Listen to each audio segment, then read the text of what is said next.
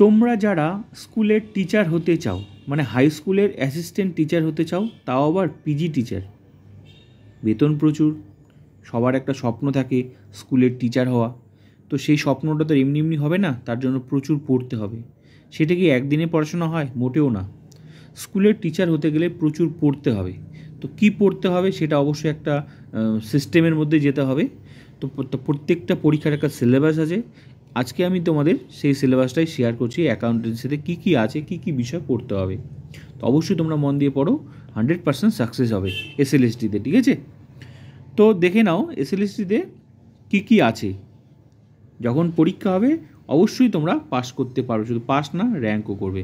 তো অ্যাকাউন্টেন্সিতে কী কী আছে দেখে নাও।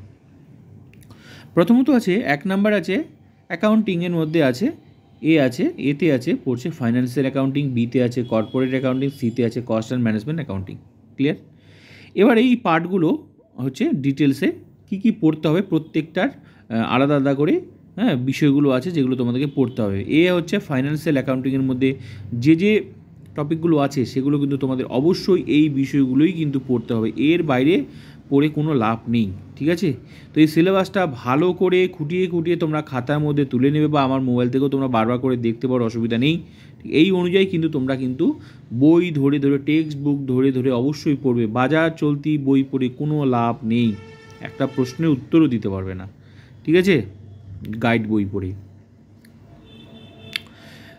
তাহলে কি কি আছে ফাইন্যান্সিয়াল অ্যাকাউন্টিং আমি শেয়ার করলাম, এই বিষয়গুলো তোমরা কিন্তু অবশ্যই পড়বে, এই বিষয়গুলো, ঠিক আছে? প্রত্যেকটা সুন্দর করে প্রত্যেকটা টপিকগুলো দেওয়া আছে।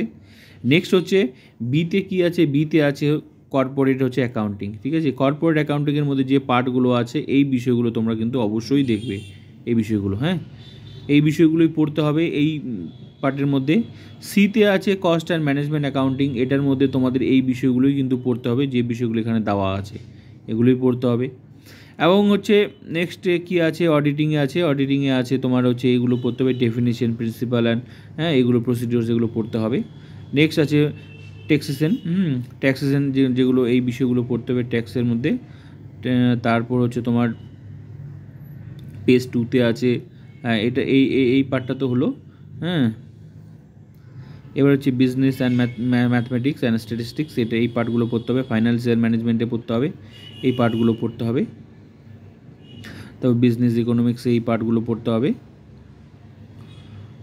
খুঁটিয়ে খুঁটিয়ে এই বিষয়গুলো, টপিকগুলোই পড়তে হবে, ঠিক আছে? তবেই কিন্তু তোমরা কিন্তু র্যাঙ্ক করতে পারবে, মানে তোমার চাকরিটা কিন্তু কনফার্ম হবে, ঠিক আছে?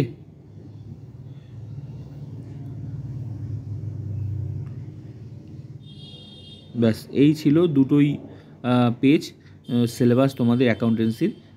এগুলো বললেই তোমরা পিজি টিচার অবশ্যই হতে পারবে, হাই স্কুলের টিচার হতে থেকে কেউ আটকাতে পারবে না, যদি তোমরা এই বিষয়গুলো খুঁটিয়ে খুঁটিয়ে তোমরা যদি পড়ো। ক্লিয়ার?